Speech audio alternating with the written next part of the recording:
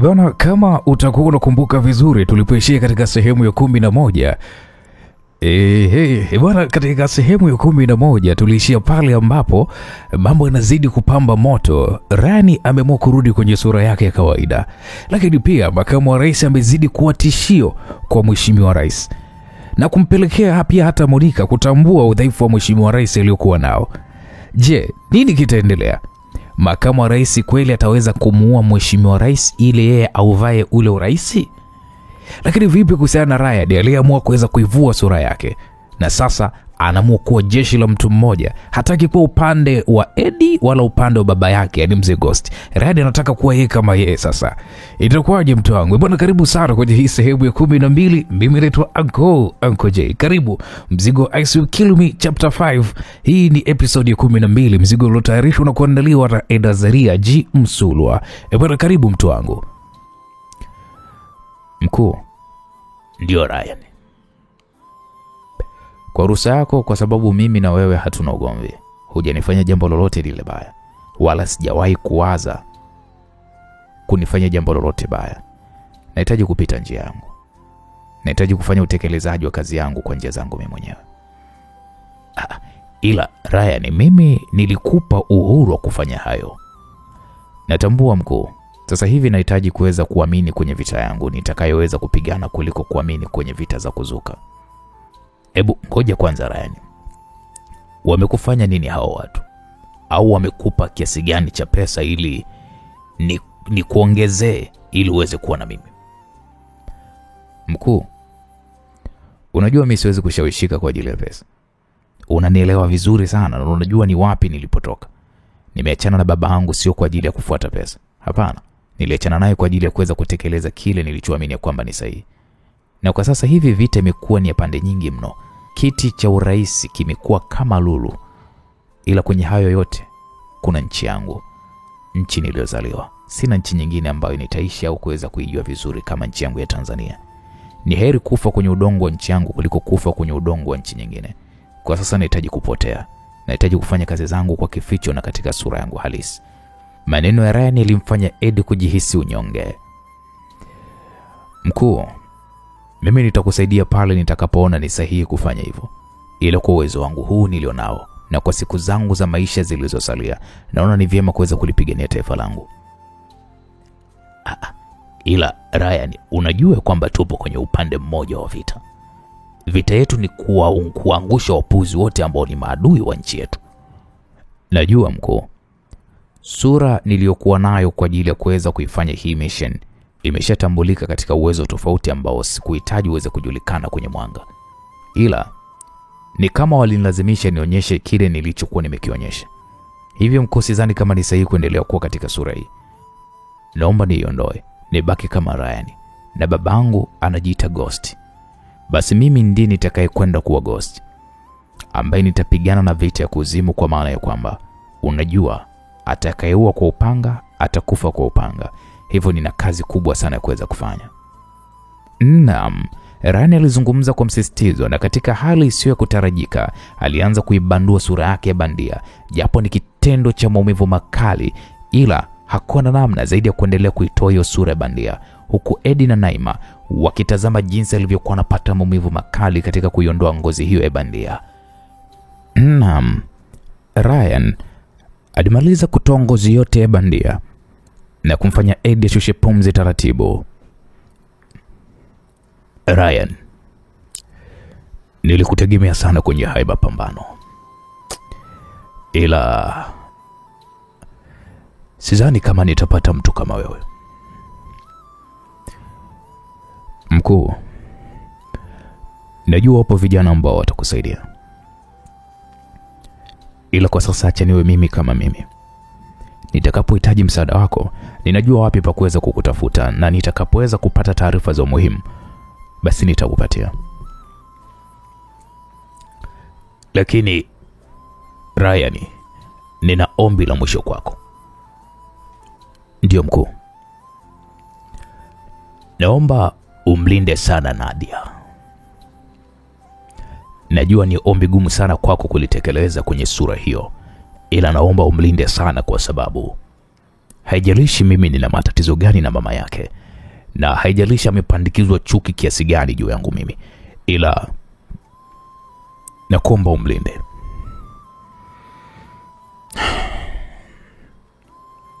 Mkuu, Nadia ni msichana mkakamavu. Ana watu wake. Na mimi naweza kujilinda, mkuu. Na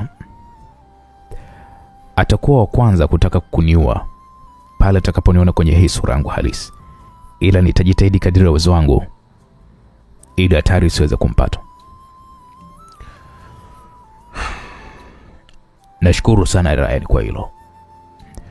Nashukuru nawe mkuu. Nadhani tutaonana kwenye kilele cha mafanikio au tutaonana kwenye ulimwengu mwingine. Asante Ryan. Naam, Eddie alizungumza huku akijitahidi sana kutabasamu. Alikata simu hiyo huku akimtazama Judy aliyekuwa akifuatilia mazungumzo hayo, kwani simu ilipokuwa imepigwa alikuwa yuko pamoja na Eddie. Kiukweli nimempenda sana huyu kijana. Ni mstaarabu sana. Ingekuwa ni kijana mwingine angekukimbia bila hata kukupa taarifa zozote. Ila Judy, kwa nini ananiacha kwenye kipindi kama hiki kigumu ambacho mimi namhitaji? Mimi najua huyu kijana na sababu ya kufanya hivyo. Kikubwa uruhusu moyo wako kumwachilia na umpe baraka zako. Maana amekusaidia mengi na amekufanyia mengi. Na ukishampatia baraka katika kuitekeleza kazi yake aliyochagua ambayo yeye ameiona ni sahihi, na yeye pia atajisikia amani ndani moyo wake.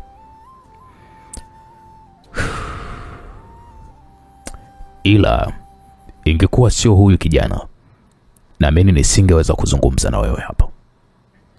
Na ndio maana mimi nakwambia, achilia moyo wako. Mbariki huyu kijana kwa kila alichoamua kukifanya. Unajua sio rahisi kwa mtoto kumsaliti baba yake wa damu na kuja kwa mtu ambaye kwenye kipindi cha uongozi wetu na mimi alikuwa sijui yuko shule au labda ndo alikuwa anachipukia kwenye masuala ya usalama. Ila yote katika yote amekuaga kama baba. Judy, mimi nambariki huyu kijana na nitamsaidia pale atakapohitaji msaada wangu. Hayo ndio maneno ya kiume. Nimeona ile morali ya kulipigania taifa kama tuliyokuwa nayo kipindi cha ile Scorpion ya kwanza. Tulikuwa tupo tayari kufa kwa ajili ya taifa na tuliamini tulichokuwa tunakiamini. Hivyo kwa sasa ni kipindi cha damu changa. Mwache ukijana pambane. Sawa, mimi namtakia kila laheri. Ila hawa maninja inabidi ni watafutie dawa. Kwa kuwa wanahitaji kumdhuru binti yangu, sina cha kufanya zaidi ya kuwapa dawa. Naam, Eddie alizungumza kwa msisitizo huku akimtazama Judy usoni mwake. Kwenye hilo mimi sina pingamizi, kwa sababu mtoto akinyea mkono haukatwi. Sio daktari kabisa. Naam, kwa upande huu wa pili tunapata kumwona Naima alinyanyuka, akafungua friji, akatoa chupa 2 za soda na kisha karudi alipokuwa amekaa Ryan na kisha akamkabidhi chupa moja. Naima, unamwonaje Eddie? Kwa mazungumzo yenu ni mtu aliyekuelewa. Unahisi huko mbeleni atakuja kunibadilika? Sidhani. Ryan alinyanyuka na kumfanya Naima kumfuata na kisha akaingia chumbani kwa Ryan. Akaweka begi lake kubwa kitandani na kulifungua. Alitazama nguo za kininja pamoja na silaha zake. Alishusha pumzi taratibu.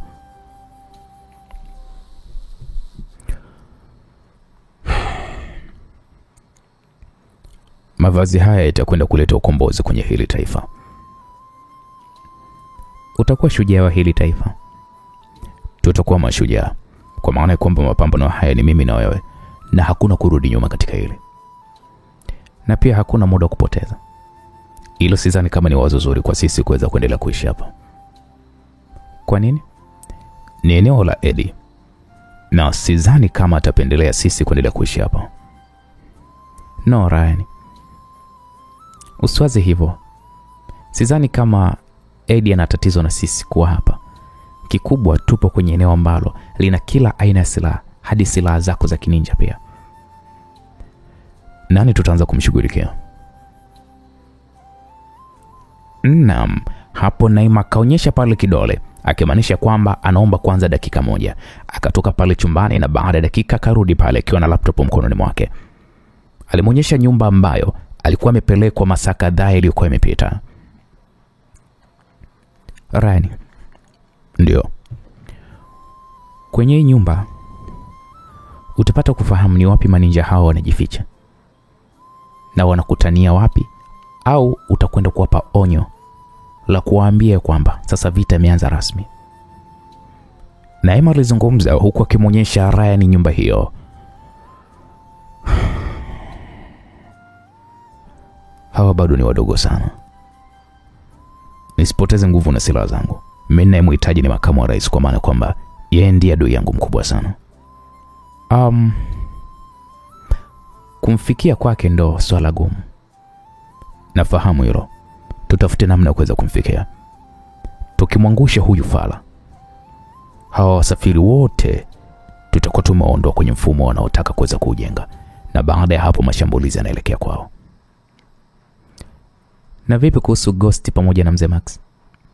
Wao ndio watakaofuata baada ya makamu wa rais. Hapo sawa. Acha niumize kichwa nijue namna gani ya kuweza kuvunja system nzima ya Ikulu. Pesa ipo salama? Salama kabisa. Hakuna kwanza anaweza kuzirudisha.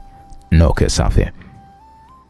Naam, Naima akatoka na kumwacha Rani akiwa ameshika upanga wake mrefu, upanga mgumu na wenye makali pande zote mbili.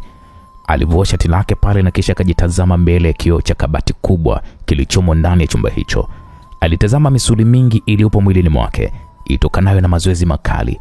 Akatoa pale bandage ya kidonda cha kisu alichokuwa amejichoma usiku.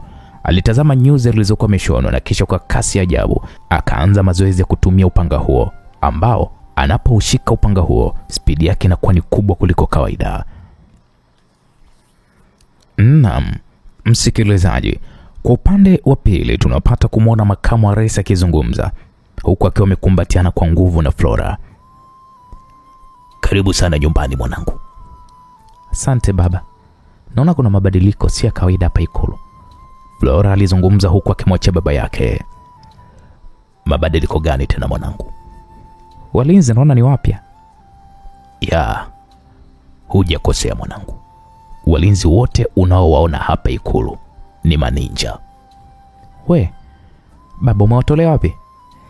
Unajua mwanangu, kwenye maisha nimejifunza kitu kwamba endapo mlango mmoja wa baraka unapofungwa, basi inafunguka milango mingine. Sana sana ndicho kilichoweza kutokea. Hapa kuna cha Scorpion wala ushuzi wa Scorpion. Yaani wewe mwenyewe unaona jinsi ulivyookolewa fast. Makamu wa rais alizungumza kwa kujitapatapa na kujiamini kwa hali ya juu. Wow. Wanachokitaka haswa kwa nini? Wanataka niwe rais. Na sasa hivi kuna timu ya watu wametumwa Dodoma kwenda kummaliza mheshimiwa rais. Kwenda kumuua rais? Ndio.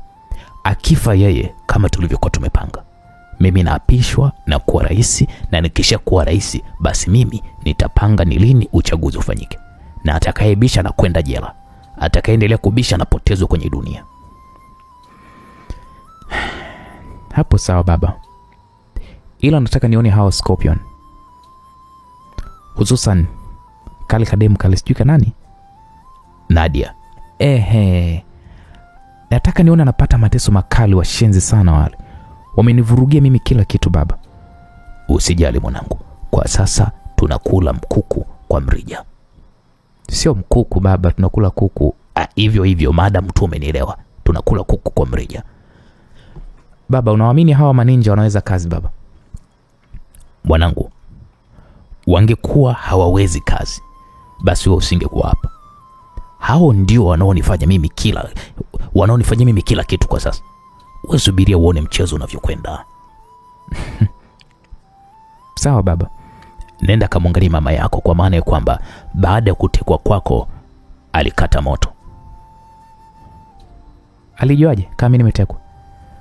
Nilitumiwa video, na kwa bahati mbaya video hiyo ilipokuwa inaingia kwenye simu yangu, mamako aliiona. Hivyo kuanzia hiyo siku basi amekuwa akigomea kabisa. Haongei, yani hataki kabisa kuongea na mimi hadi wao upatikane. Sawa baba, ngoja nikamcheki. Flora alisimama na kutoka ofisini kwa baba yake. Alielekea katika hospitali iliyomo ndani ya ikulu. Alimkuta mama yake akiwa anatazama taarifa ya habari. Mama, Flora aliita huku akitabasamu, kitendo kilichomfanya mama yake kuacha tabasamu pana.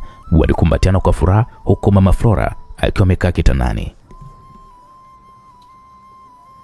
Msikilizaji, kwa upande wa pili tunapata kumwona Monica. Monica aliguna kabla kushuka ndani ya gari. Mkuu, vipi? Wale wa Japani wengi vile wanaoingia kwenye zile Costa 3 wanakwenda wapi wakiwa na mabegi? Monica alizungumza huku akiwatazama wa Japani waliokuwa wanatoka uwanja wa ndege huku akiingia ndani ya gari aina ya Costa. Costa zilikuwa ziko 3. Labda utakuwa ni mafundi. Si unajua tena kuna ule mradi wa uwanja wa mpira upo chini ya wa Japan. Mlizi wa Monica alizungumza hivyo.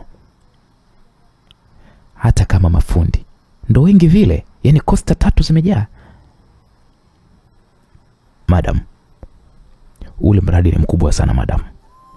Ule uwanja wa mpira duniani utakuwa ni uwanja wa pili kwa ukubwa duniani ukiachana na ule wa North Korea. Monica akazitazama Costa hizo 3 zinazofanana zinazoondoka eneo hilo la uwanja wa ndege. Hebu nisubirini hapa, Monica alizungumza huku akishuka ndani ya gari, akaelekea moja kwa moja katika ofisi ya meneja wa uwanja. Habari yako mkuu? Salama. Naona leo umenipatia surprise mkuu, umekuja. No, nahitaji jambo moja la haraka. Nimeona timu kubwa ya rais wa Japan imeingia hapa. Nahitaji kujua wametokea wapi. Hao ni maninja wametoka Dar es Salaam. Ndege yao imeingia hapa kama nusu saa iliyopita. Wanakwenda kwenye ule mradi wa uwanja wa mpira unaojengwa na yani imewabidi waongeze nguvu ya maninja. Si unajua tena wanakimbizana na muda. Nahitaji kuona CCTV camera na full document za kila mmoja. Hakuna shaka mkuu. Wakatoka ofisini kwa meneja wa uwanja na wakaelekea control room ambapo kamera zote zilizokuwa zimefungwa ndani ya uwanja huo wa ndege zinaongozwa na wataalamu waliopo ndani ya chumba hicho, wapatao kama 6. Monica alianza kuonyeshwa namna ndege hiyo iliyokuwa inatua uwanjani hapo na jinsi walivyokuwa wakishuka, na wakapitia taarifa zote kama abiria wengine.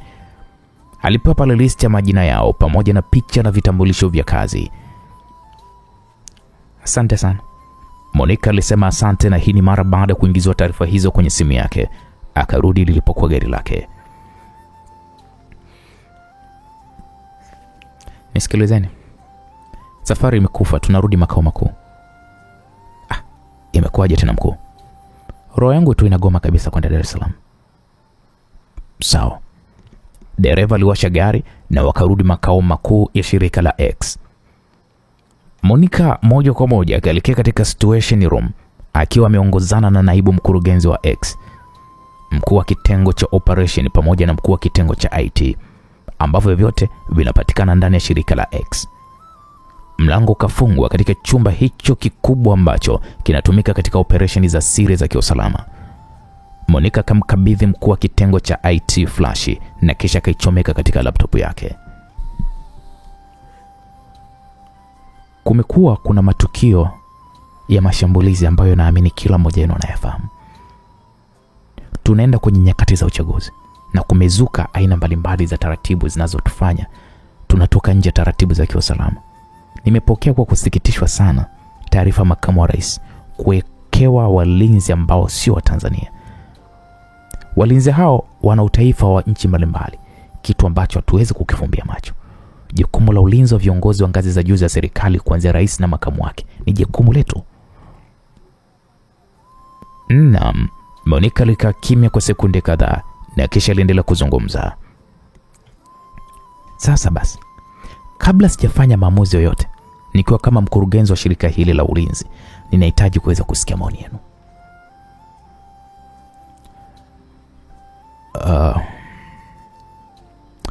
Kusema ukweli, unajua mkuu, hili swala sisi limetusikitisha sana. Tunahitaji kumhoji makamu. Ni wapi anatoa hii nguvu ya kuweka walinzi binafsi ikiwa bado yuko madarakani na rais amekaa kimya?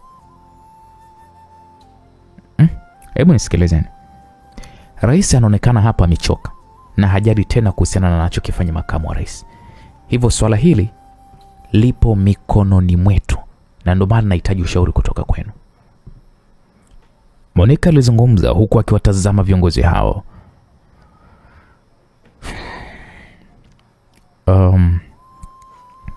Hili jambo kama lipo mikononi mwetu, basi tumkamate makamu wa rais na tumweke kizuizini hadi pale atakapotupatia majibu ya kwa nini amefanya hivyo, kwa maana ya kwamba katiba inaturuhusu na ambaye hawezi kukamatwa akiwa madarakani ni rais peke yake, kwa maana sote tunaripoti kwa rais na aliyetuteua ni rais na sio makamu wa rais.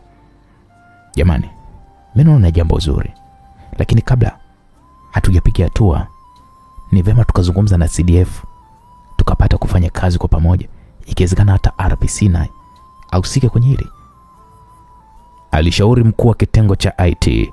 Monica akasema, hili swala lipo ndani ya uwezo wetu jamani. Endapo tutazidiwa nguvu, basi tutashirikisha vyombo vingine vya kiusalama, lakini kwanza kabisa tulifanye sisi wenyewe. Monica alizungumza kwa kujiamini mno. Sawa mkuu.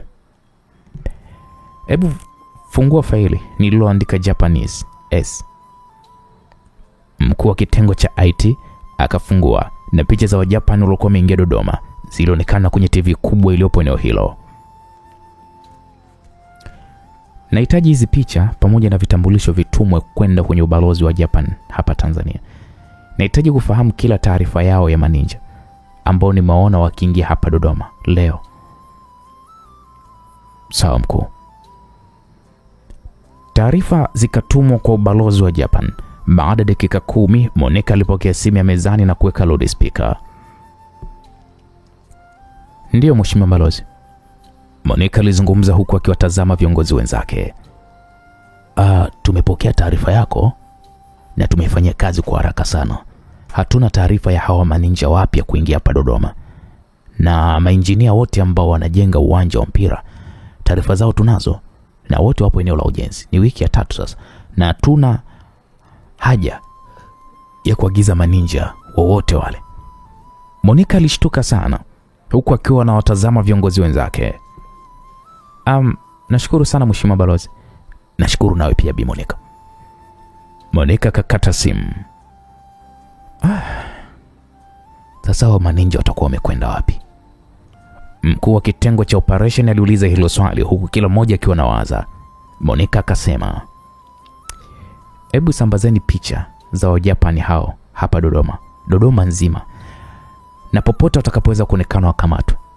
Ulinzi uzidi kuongezwa Ikulu. Nadhani tunaelewana. Monica alizungumza kwa msisitizo na ndipo akaitikiwa sawa mkuu.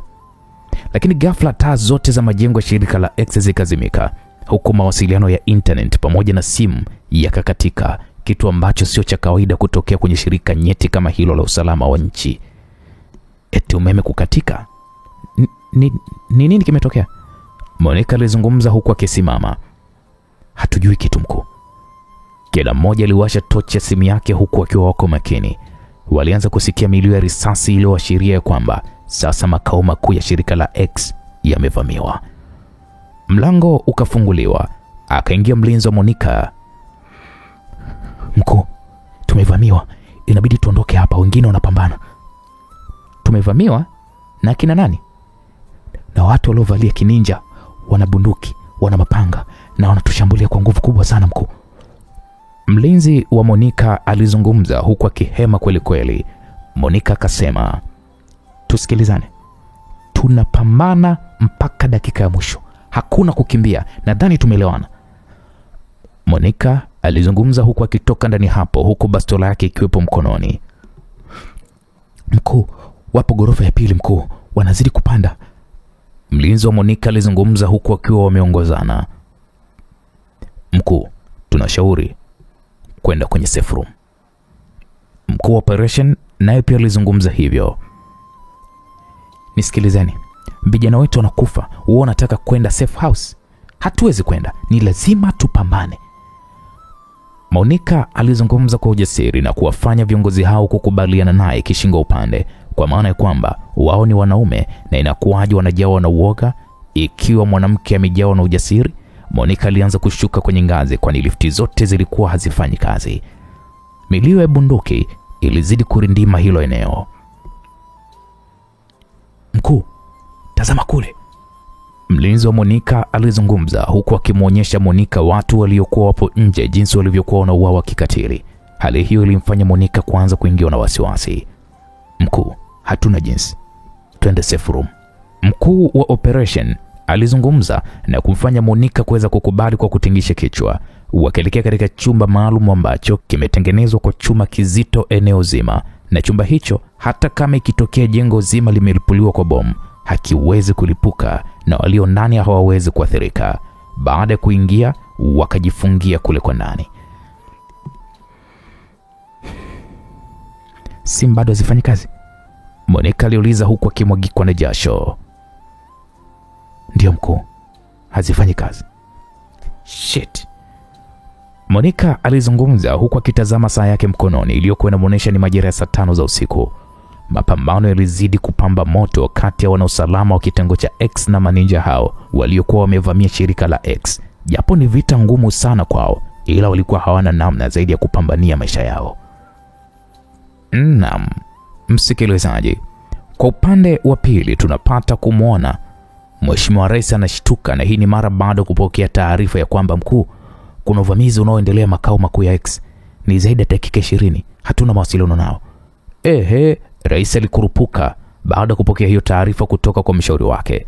Alishuka kitandani Mheshimiwa Rais haraka huku akivaa suruali, kwani mshauri wake huyo alikuwa ameingia ghafla ndani ya hiko chumba.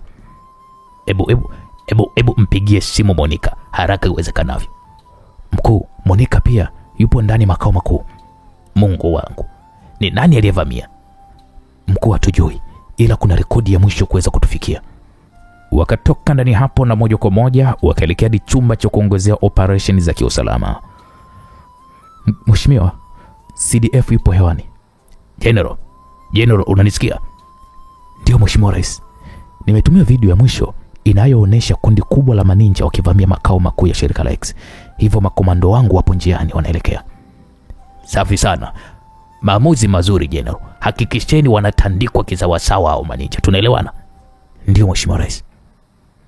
Rais alizungumza huku akili yote ikiwa inamfikiria mpenzi wake Monica. Alipofikia amefikia pabaya, mshenzi sana huyu. Rais alizungumza huku akitoka ndani ya chumba hicho huku akiwa na simu mkononi mwake. Alimpigia simu makamu wa rais na hakupokea. Akapiga tena simu ikakatwa. Akapiga simu kwa mara ya 3 ikazimwa kabisa. Mkuu, vipi? Mlinzi wake alimuuliza na rais akasema hakuna kitu, sijali. Rais alijibu huku akirudi ndani ya chumba hicho cha operation na kutazama pale mubashara operation ya makomando wakielekea makao makuu ya X, huku wakiwa katika kofia za ngumu walizokuwa wamezivaa kichwani, wakiwa wamefunga kamera ambazo zinaonesha kabisa kinachoendelea ndani ya ikulu. Rais alikunja pale mkono huku macho yakiwa yametawaliwa na wekundu wa hasira, kwani anatambua kabisa mipango yote kipumbavu hii ni ya makamu wa rais ambaye sasa amevuka mstari mwekundu.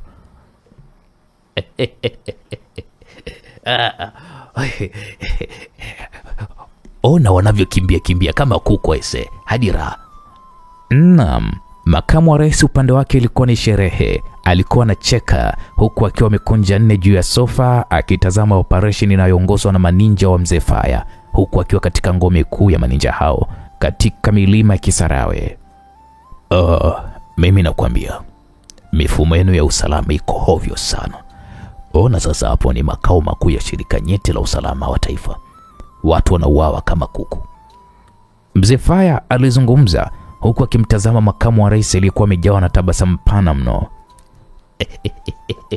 Unajua, ngoja nichukue hii nchi.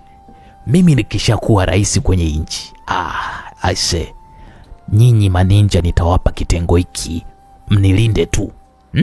Na huyu mjinga huyu ananipigia simu, inabidi ashughulikiwe mapema sana.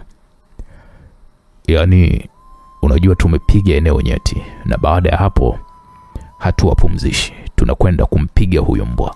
Lazima hii nchi uichukue wewe. Safi sana. Sijui miaka yote nyinyi maninja mlikuwa wapi? Yaani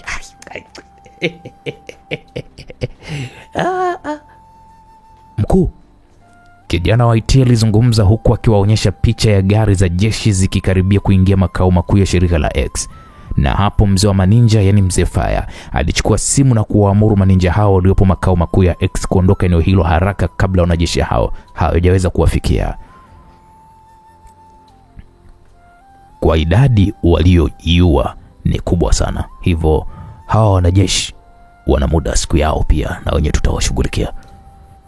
Mzee Fire alizungumza huku akimtazama makamu wa rais. Hiyo safi hiyo inatosha. Yaani hiyo onyo hiyo, tumewapa onyo tosha kabisa. Mimi lazima niwe rais wa Tanzania bwana. Inabidi pia urudi Ikulu kabla hakujapambazuka, ukasikilizie hiyo taarifa Ikulu. Mzee Fire, mimi nashukuru sana ndugu yangu, tuko pamoja. Yaani wewe maninja wako ni noma babu kubwa. Makamu wa rais aliondoka na walinzi wake na kurudi Ikulu, huku moyoni mwake akiwa na furaha sana.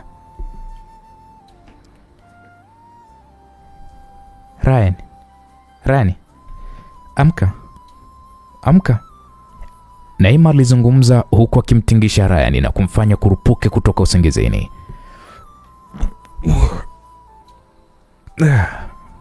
Kuna nini? Njoo uone. Ryan alishuka kitandani huku akiwa na boxer tu. Wakatoka ndani hapo.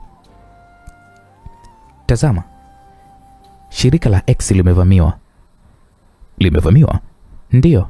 Na nani? Maninja. Naima, hauko serious? Ryan alizungumza na Naima akamthibitishia kauli yake hiyo kwa kuicheza video fupi inayoonyesha maninja wakivamia eneo la nje ya majengo huku wakiwaua walinzi. Shit. Mungu wangu. Ryan alizungumza huku akiwa na wasiwasi. Ndio. Na nimenyonya data hizi kutoka kwa mkuu wa kitengo cha IT. Hizo alizituma ubalozi wa Japan kuthibitisha juu ya hawa maninja, ila hapakuwa na rekodi yoyote inayowathibitisha kwamba wao ni mainjinia. Mainjinia wa nini? Kuna uwanja mkubwa wa mpira unajengwa Dodoma, hivyo hawa maninja walienda kwa vitambulisho vya kwamba wao ni mainjinia. Sasa naanza kuamini unachokiwazia. Kipi? Kama makamu wa rais ameamua kulindwa na hawa maninja kinyume na utaratibu, ina maana kwamba anataka kumuua mheshimiwa rais ili aapishwe yeye awe rais kwa siku hizi chache, na ili amue rais lazima adhoofishe macho yake. X ni kama macho yake, kwa sababu usalama wa Ikulu wao ndo wanahusika kwa masaa 24 kuanzia angani hadi ardhini. Sasa kama wao wamepigwa, basi itachukua muda wao kuweza kukaa sawa, na katika huu muda wao kujipanga, anayefuata kuuawa ni rais. Ryan, inawezekana, ila hatuna ushahidi kwamba makamu wa rais anahusika. Ulifikia wapi katika kuweza kudukua system ya Ikulu ya makamu wa rais? Nilifanikiwa kudukua kamera japo zilibadilishwa, ila kwenye swala la mawasiliano bado. Hebu tuangalie kamera. Kweli msikilizaji, Naima kaingia katika mfumo wa kamera za Ikulu na kompyuta yake, na kwa bahati nzuri wakaona pale gari 3 zikiingia Ikulu.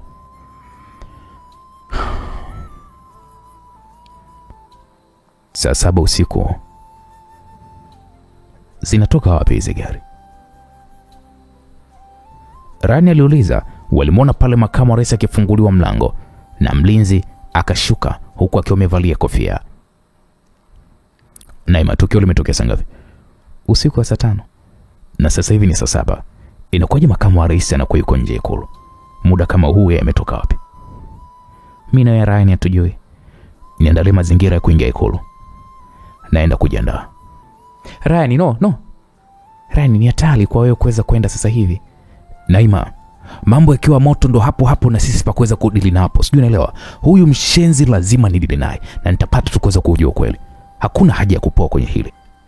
Naam, Ryan aliingia chumbani kwake Alivaa nguo za kininja alizokuwa amepewa pale na Eddie, akazivaa na kisha akachukua silaha zake za kutosha pamoja na bastola 2 za magazine 6. Mfumo wa mawasiliano ndani ya shirika la X umerudi.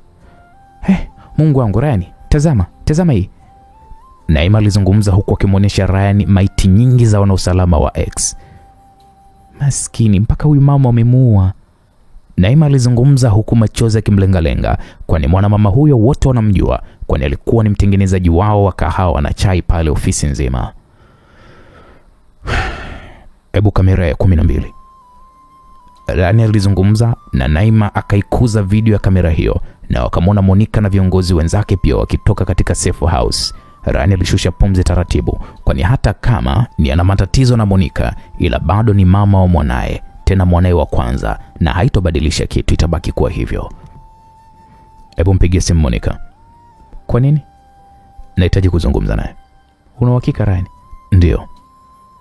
Naima alipiga simu katika namba ya Monica, na wakamwona pale akitoa simu yake mfukoni huku akitetemeka kwa uoga. Ni mimi ninayeongea. Pole kwa kilichotokea.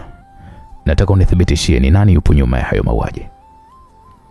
Naam, Ryan alizungumza kwa msisitizo, na ndipo Monica akasema, nina uhakika wa 100% ni makamu wa rais, kwani yeye ndio wanaomlinda. Na mzee Max aliniambia ni wewe uliyekuwa unapigana na maninja hao hospitalini. Yeye mzee Max amejuaje? Mzee Max ni sawa na baba yetu kwetu, usijisaulishe hilo Ryan. Anatujua hata kama tukibadili sura zetu. Sijui unanielewa Keito? Monica alizungumza huku akimwagikwa na machozi, kwani vijana wake wengi walikuwa wameuawa. Makamu wa rais lazima alipe kwenye hili. Keito, ndio nakusikia. Niulie huyo mshenzi. Damu alizozimwaga inatosha kabisa. Hatopiga hatua zaidi ya hii aloweza kuipiga. Tuweke tofauti nyuma, tusimame kwa ajili ya taifa. Nimekuelewa Monica. Nipe namba ya mheshimiwa rais. Sawa. Monica akamtumia Ryan namba ya rais. Umeipata? Ndio nimeipata. Ryan akakata simu. Ngoja kwanza Ryan. Unataka kuongea nini na mheshimiwa rais, kwa maana kwamba usitaki kuniambia kwamba unataka kurudi serikalini? Nilishakwambia Naima, siwezi kurudi serikalini. Nataka kumhoji maswali yangu 3 tu, na akijibu kwa ufasaha ataondoka kwenye listi. Akijikanyaga tutamuingiza kwenye listi. Naima alimtazama Ryan jinsi alivyokuwa anasikilizia simu ya rais inavyoita. Iliita mpaka ikakatika, akapiga tena na ndipo ikapokelewa. Nimeshuhudia mauaji ya kikatili yaliyotokea. Mimi na wewe tumepishana sehemu ndogo sana ambayo sidhani kama inaweza kusababisha mwisho mbaya. Ryan, ndio ni mimi naongea. Ryan, wewe umepata wapi namba yangu? Mheshimiwa rais, kwa sasa sio muda wa kuweza kuulizana namba nimeitoa wapi. Ikiwa watu wako wengi wamekufa, nataka kujua unahusika na hawa maninja ama hauhusiki nao. Hapana, mimi sihusiki nao. Unajua kwamba unamlinda makamu wa rais? Ndio, nimejulishwa na Monica leo. Unajua kwamba wanadhoofisha usalama wa shirika la ujasusi la X, baada ya hapo wanakufuata wewe, ili ukisha kufa makamu wa rais aweze kuwa rais, na akisha kuwa rais anabadilisha katiba na uchaguzi. Mungu wangu, hilo mimi sikulijua. Wewe ndo unaifuata kwenye kuuliwa. Ni nani amehusika na hili tukio la leo? Mimi na uhakika huyu ni makamu wa rais. Yeye ndo anahusika na hili. Basi nashukuru. Ryan, ndio. Nina dhambi sana kwako.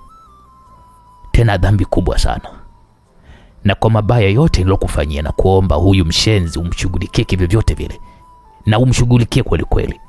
Kwenye hili mimi nitakuwa pamoja na wewe, kwa maana alipofikia huyu makamu wa rais amevuka mstari mwekundu.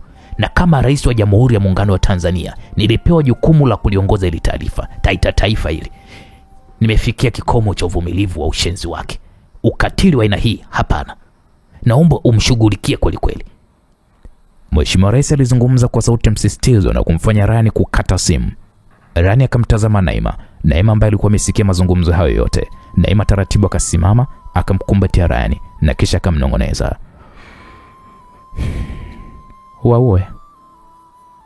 Waue wote bro.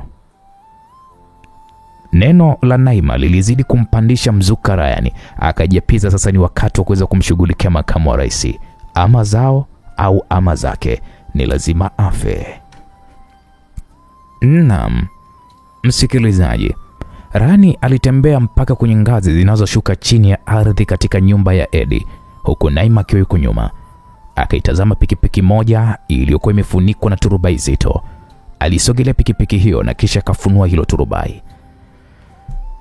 Nimesahau hiki hapa, Naima alizungumza huku akimkabidhi Ryan kifaa kidogo cha mawasiliano ambacho kinavaliwa sikioni pekee. Ryan akaivua maski ya kininja kichwani mwake, akaiingiza sikioni mwake kifaa hiko cha mawasiliano, huku Naima naye akawa amevaa kifaa kama hiko. Unanisikia vizuri? Ndio. Ryan akarudisha sasa kofia ile ya maski ya kininja usoni mwake. Kuwa makini. Niko makini na wala usijali. Ryan alipanda pikipiki hiyo yenye kutembea spidi 250. Aliwasha pikipiki hiyo na taratibu alianza kutoka eneo hilo lenye mlango mkubwa unaofunguliwa kwa umeme. Kadiri muda unavyozidi kwenda, ndivyo jinsi anavyozidi kuendesha pikipiki hiyo kwa spidi kuelekea ikulu anayoishi makamu wa rais.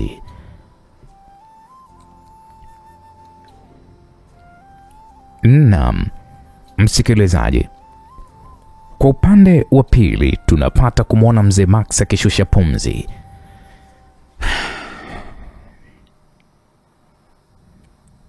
Mkuu, kuna gari 3 zinaingia ikulu. Mzee Max alishusha pumzi, na hii ni mara baada ya kupokea taarifa hiyo iliyoandamana na video inayoonekana kwenye vioo 4 vikubwa vilivyokuwa vimepangwa kwenye ukuta mmoja ndani ya jumba la Ghost analoishi eneo la Majoe jijini Dar es Salaam. Timu yako iko tayari, si ndio? Mzee Maxi alizungumza huku akiwa amevaa wireless earphone masikioni mwake, akifuatilia operation hiyo ya makomando 20 aliyokuwa amewatuma kwenda kuvamia ikulu ya makamu wa rais na kuhakikisha wanaua na wanamteka makamu wa rais. Ndio mkuu. Hapo Ghosti akamtazama mzee Maxi na kisha alitingisha kichwa kimaanisha kwamba awaruhusu makomando hao kuianza operation hiyo. Mnaweza kwenda kuanza hiyo kazi. Alizungumza hivyo mzee Max, na ndipo makomando walioizunguka ikulu kila mmoja pale akafunga kiwambo cha kuzuia sauti ya risasi, na kwa umakini wa hali ya juu walianza kuisogelea hiyo ikulu. Maxi, unahisi ya kwamba watafanikiwa kweli? Ghost aliuliza huku akiwa ameizima wireless earphone yake. Kwa nini unauliza hivyo Ghost? Kwa maana wamesema ikulu inalindwa na maninja. Lakini Ghost, kumbuka ya kwamba hao ni makomando, wamefuzu mafunzo ya hali ya juu, hivyo wanaweza kukabiliana na hali ya aina yoyote ile. Sawa, ngoja tuone. Makamu wa rais hakuna cha kuzungumza zaidi ya kutazama jinsi vijana wake namna wanavyozidi kuisogelea ikulu hiyo, kwani katika mabega yao ya kushoto walikuwa wamefunga kamera zinazowawezesha Ghost na mzee Max na vijana wao waliomo ndani ya chumba hicho kuweza kuona kila kilichokuwa kinaendelea. Ghafla eneo zima la ikulu likazima taa, jambo ambalo hapakuwa na komando aliyetarajia. Mbona giza? Ghost aliuliza huku akitazama kamera zinazoonesha giza totoro. Mashambulizi makali kutoka kwa maninja yakaanza kuelekea kwa makomando hao waliokuwa wamebakisha hatua chache tu kufikia ukuta wa ikulu. Ugeni wao wa kuivamia ikulu ulijulikana na maninja hao hatari waliopewa jukumu la kuweza kuilinda ikulu pamoja na makamu wa rais. Hivyo eneo zima na mita zaidi ya 100 za ikulu kulikuwa kumefungwa kamera za siri ambazo maninja waliopo chumba cha kuongozea ulinzi kwa njia ya CCTV kamera waliweza kugundua. Hivyo wakajipanga kabla makomando hao kuweza kuingia. Makomando walivyoona giza wakaanza kufyatua risasi mfululizo, ila haikuwa dawa kwani maninja wote waliopewa jukumu la kumlinda makamu wa rais walikuwa na uwezo wa hali ya juu mno.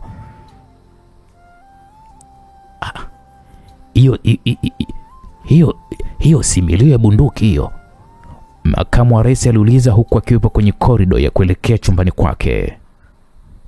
Ndio mkuu, ila usiwe na shaka, wanashughulikiwa. Ni akina nani hao? Kuna watu walijipanga kufanya shambulizi kama vile wanakwenda harusini, hivyo wanashughulikiwa na vijana, wala hata usijali mkuu. Ninja mmoja mwenye uwezo mkubwa kweli kweli wa kupambana na mwenye jukumu la kumlinda makamu wa rais alizungumza huku akimtazama makamu wa rais aliyekuwa amejawa na wasiwasi. Kwa hiyo wewe una uhakika ya kwamba hao wanaotuvamia hawawezi kuingia hapa ndani Ikulu? Wanashughulikiwa mkuu huko nje. Muda so mrefu utaona maiti zimezagaa. Kuwa na amani.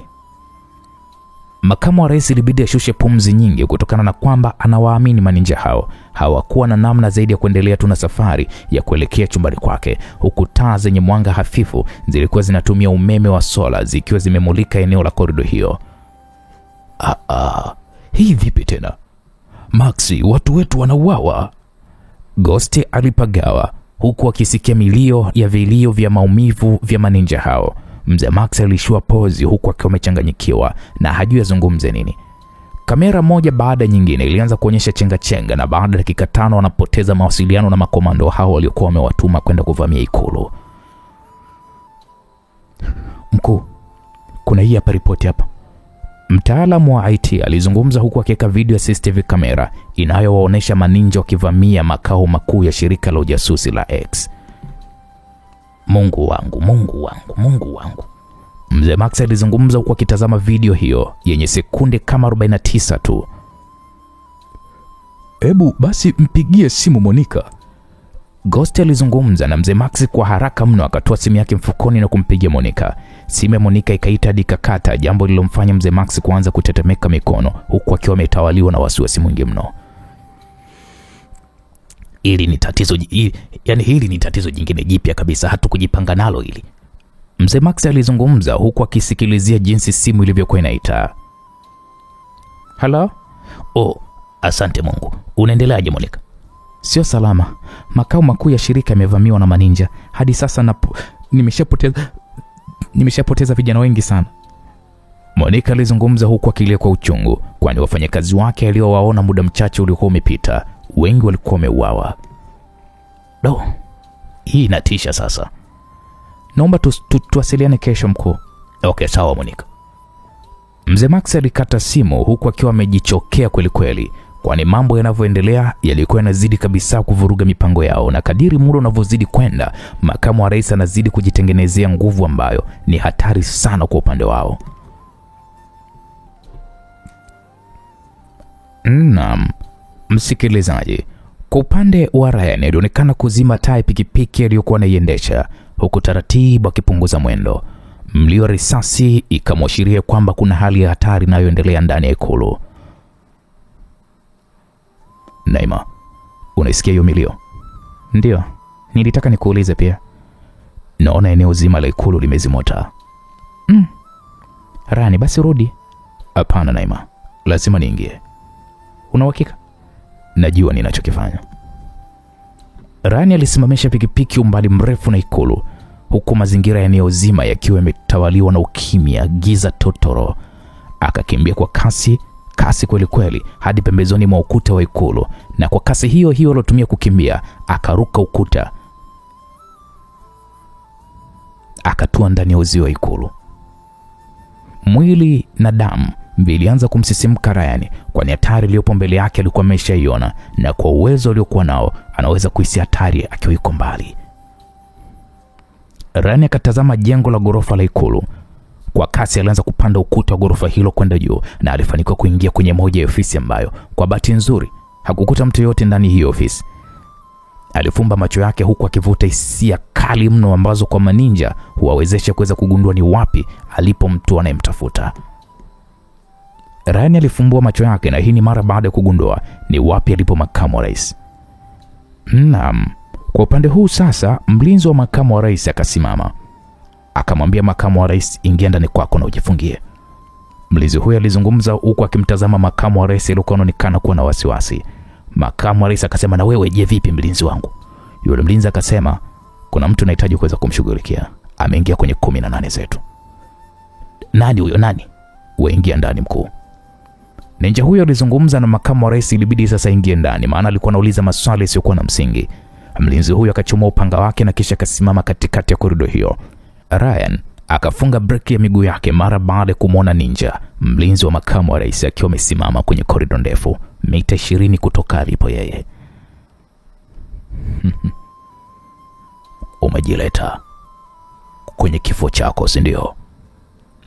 Ninja huyo alizungumza huku akiwa anachomoa pale upanga wake mrefu na wenye makali pande zote mbili.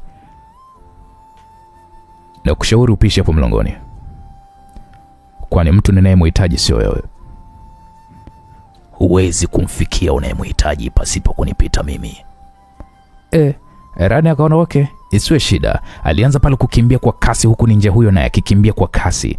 Wakiwa hatua chache kukutana, Rani alichomoa pale upanga wake kwa spidi ya hali ya juu huku akiruka hewani sarakasi mbili. Akamvamia Ninja huyo ambaye kwa umakini wa hali ya juu akazuia upanga wa Ryan kwa upanga wake na kusababisha milio mikali mno ya mapanga. Mpaka makamu wa rais alikuwa ndani kule alishtuka. Mapanga yaligongana, yalitoa mlio mmoja wa hatari mno. Nilikuwa nina hamu ya kukutana na wewe fala. Leo utakufa hapa hapo kunajiona. Ninja huyo alizungumza kwa kujiamini, kwani aliweza kuziona video za Ryan akiwashambulia wenzake. Ryan hakuhitaji kupoteza muda zaidi ya kuanzisha mashambulizi ya kasi, huku milio ya mapanga ndizo zilizokuwa zinasikika vizuri mno kwa Naima. Naima aliyekuwa ameanza kusali, kwani Ryan alikuwa amekutana na mtu hatari mno. Ninja huyo anayeaminika na Mzee Faya hakuwa mzembe kukabiliana na mapigano ya Ryan. Kwa mara kadhaa alikuwa anakwepa mapigo hatari ya Ryan aliyokuwa anayepeleka kwake, huku naye mapigo yake Ryan alikuwa anajitahidi mno kuyakwepa kwa kasi mno na kuwafanya sasa waanze kuonana wana uwezo sawa. Wewe bwege, umejifunzia wapi hizi staili za kitoto? Ninja huyo alizungumza kwa dharau huku akimtazama Ryan aliyepiga goti moja chini, huku mkono mmoja ukiwa chini, na hii ni mara baada ya kupigwa kikumbo kikubwa kilichomfanya Ryan atue chini kwa huo mkao wa kupiga goti moja chini. Ryan alifumba macho yake kwa sekunde 2, akayafumbua huku akiwa katika hali ya kuwaka mithili ya paka akiwa gizani, jambo lilomfanya Ninja huyo kushangaa. Bwana, kama upepo Ryan akampita Ninja huyo huku upanga wake akiwa ameupitisha kwa kasi kubwa mno shingoni mwa Ninja huyo na kumfanya simame, huku kichwa kikiwa kimeruka hewani. Kichwa kilitenganishwa na kiwiliwili na kufanya mwili wake uliokuwa umesalia Ninja huyo uanguke chini, huku shingo yake ikiwa inamwaga damu vibaya mno. Kilikuwa ni kitendo cha spidi mno. Ryan alisimama na kisha akaokota kichwa cha huyo ninja jeuri na kisha akatembea mpaka kwenye mlango wa chumba cha makamu wa rais. Kwa nguvu za ajabu alizonazo Ryan, akaubamiza ule mlango ukavunjika vipande vipande, akakirusha hicho kichwa ndani. Kishindo hiko cha kichwa kikamfanya makamu wa rais kujawa na wasiwasi, huku akiwa amejifungia kwenye kabati lililokuwa ofisini mwake humo. Ryan akayafumba macho na kisha akayafumbua. Akarudi katika hali ya kawaida. Akafungua mlango wa ofisi ya nyumba ya makamu wa rais. Moja kwa moja akalisogelea kabati na kufungua mlango na akamvuta nje kwa kasi makamu wa rais na kisha akajibamiza ukutani, akaanguka chini. Makamu wa rais akaanza kusema usiniue. Makamu wa rais alizungumza huku akitetemeka. Taa zote za ikulu zikawaka, huku milio ya risasi nje ikiwa imenyamaza, na maninja walikuwa wakifurahia ushindi walikuwa wameupata kwa kuwaua makomando waliokuwa wamepanga kuvamia hapo ikulu. Macho yalimtoka makamu wa rais huku akishangaa upanga uliokuwa unachuruzika damu. Baba. Sauti ya Flora ilisikika sebleni, kwani yeye na mama yake walikuwa wamejificha chumba kingine. Kwa papara wakaingia ndani ya ofisi ya makamu wa rais. Hapakuwa na aliyeamini kumwona makamu wa rais akiwa amethibitiwa chini ya ulinzi. Flora alinyanyua pale bastola aliyokuwa ameshika mkononi ili kumshambulia Ryan, ila kabla hajafyatua risasi fumba na kufumbua, Ryan akawa amesimama mbele ya Flora. Akampokonya ile bastola na kisha akaichangua vipande vipande na kumfanya Flora amwagikwe na mkojo, kwani hakuwahi kumwona mtu mwenye spidi kama hiyo kwenye maisha yake yote.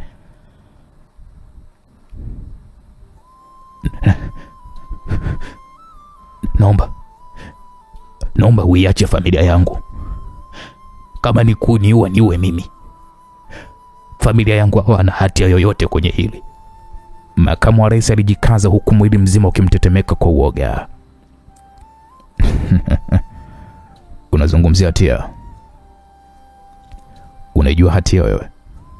Rani alizungumza kwa sauti yake halisi kabisa, iliyowafanya watatu wote mule ndani washtuke, kwani sauti ya Rani sio ngeni masikini mwao, na hata waamsho usiku wa manane lazima wataijua tu. uliowaua leo walikuwa na hatia?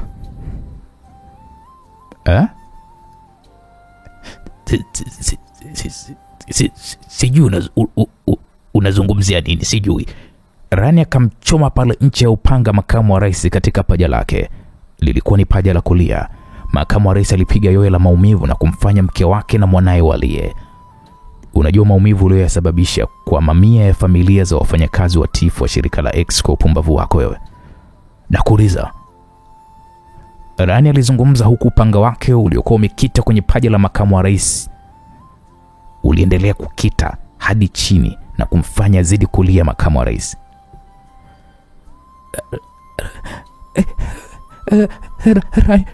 Mke wa makamu wa rais alijaribu kulita jina la Ryan ila alishindwa, kwani wanachokiona kwake ni macho tu, ila sura ya Ryan ilikuwa imefunikwa. Ryan alianza kusikia maninja waliokuwa wamegundua uvamizi uliokuwa unaendelea nyumbani kwa makamu wa rais wakija kwa kasi eneo hilo. Ryan alimpiga makamu wa rais shingoni mwake na kisha akazima pale pale. Akafanya hivyo kwa mke wa makamu wa rais pamoja na Flora, kisha akachomoa funguo za mlango ofisi hiyo, akatoka nje na kufunga kwa nje, na kisha akatoka katika korido hiyo ya kuelekea nyumbani kwa makamu wa rais, huku akiwa amekiokota kichwa cha ninja mkuu aliyekuwa amemuua. Ryan aliwaona maninja 20 wakija kwa kasi kwenye korido hiyo. Sasa kabla hawajamfikia, Rani akakirusha kichwa cha mkuu wao na kuwafanya wote waduae, jambo ambalo likawa ni kosa kubwa sana kwao, kwani kasi ya Rani haikuwa rafiki kwao. Kila aliyekutana na upanga wa Ryan haukumwacha salama. Makali ya upanga huo yakawagawanyisha viungo vya miili yao, kwani kama ulitua kwenye mkono, basi mkono utakwenda chini. Kama upanga umetua kwenye mguu, basi mguu utakwenda chini. Na ili kuongeza mashambulizi zaidi, Rani akatumia cheni ndefu yenye kisu chenye ncha kali na chenye makali. Bane, korido nzima ilitapakaa damu, huku chinja ikizidi kuendelea. Na Ryan hakuishia hapo, alianza kutoka na kupambana na maninja wote waliokuwa ndani ya ikulu. Ndani ya dakika 20, ikulu nzima ilitapakaa miili ya watu waliokuwa wamewaua, na Epe Kendi alikuwa amebaki akiwa amesimama huku akihema kwa nguvu na kutazama miili hiyo. Ryan akarudi ofisi aliyokuwa amemwacha makamu wa rais na familia yake. Akafungua pale na kuingia ndani, akawapiga pingu wote watatu na akawatoa sebleni.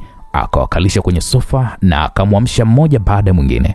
Taratibu Ryan akavua kinyago kilichokuwa kimefunika sura yake, huku mwili mzima ukiwa umejawa na damu, jambo lilomfanya makamu wa rais na familia yake kupigwa na mshangao ulioambatana na uoga na hofu ya kufa, huku akitamani hiko wanachokiona mbele yao kiwe ni ndoto na sio kitu cha uhalisia.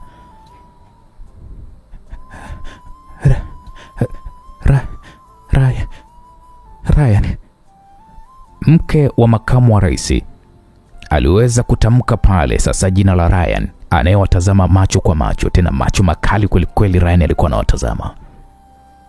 Upanga wangu huu leo umeua watu sio chini ya 50. Damu nyingi zimemwagika leo na roho nyingi zipo kuzimu. Unajua mimi sio mtu kushindwa. Nilikuokoa kule Mogadishu, Somalia, tulipokuwa katikati ya mashambulizi mazito ya magaidi. Ukaamua kuweza kunilipa kifo na kunifungia chumba cha sumu. Wempuzi, nilikuokoa mikononi mwa magaidi kwenye ile hoteli mkoani Morogoro, walipokuwa wamekushikilia, na sio kuweza kukushikilia tu, walitaka kukubaka. Mwisho siku ukaanza kuniwinda mimi na familia yangu, kumwinda mke wangu na kutaka kumuua. Ukajiona wewe ni mwanamke wa chuma kufuata akili za kipuzi za huyu babako. Ryan, kumbuka mimi ni makamu wa rais wa Jamhuri ya Muungano wa Tanzania. Kwa hiyo ukiniua mimi, amini ya kwamba serikali nzima itakutafuta na kukuua tu. Maneno ya makamu wa rais akamfanya Ryan atabasamu. Akanyanyuka na kumsogelea makamu wa rais, akaweka kiganja chake pale mezani.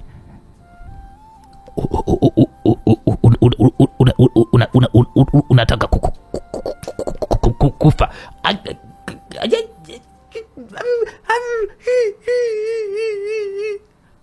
Makamu wa rais alitoa kelele mkali na kulia pale pale mara baada ya kisu kirefu kutua katika kiganja cha mkono wake, mkono wa kulia, na kumfanya aliye kwa maumivu makali mno.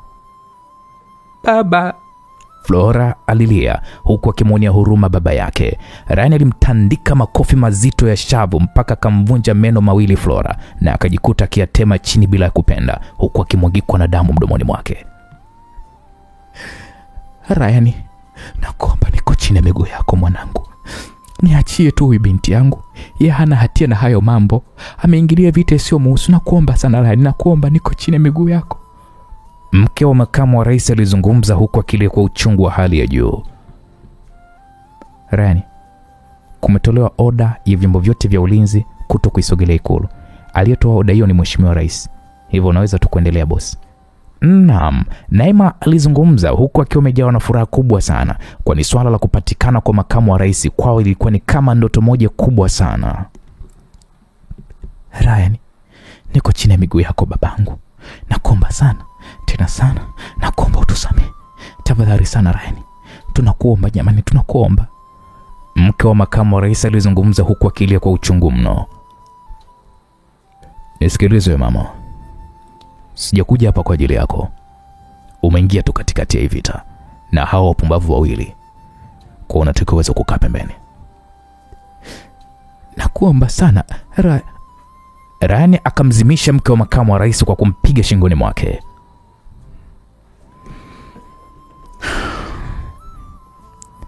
Nilitamani sana hii siku iweze kufika.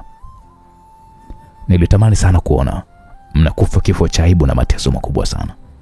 Ila naona kifo pekee hakiwezi kutosha, kwani ni wengi sana mmeweza kuwasababishia maumivu makali. Mnapaswa mteseke, mnapaswa muumie, mnapaswa mdhalilike na mjue kabisa shida ya maisha iko vipi. Ryan alimsogelea makamu wa rais na kisha kaminya kwenye lile jeraha lake lililopo mguuni. Niambie, yuko wapi yule mzee? Makamu wa rais alianza kulia kama mtoto mdogo, kwani maumivu yake alikuwa anayopata ni makali mno. Nimekwambia yuko wapi? Yupo. Wapi?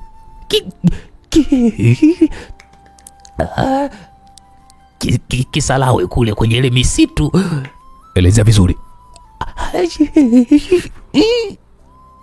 Ana kambi yake kule ndani ya ule msitu.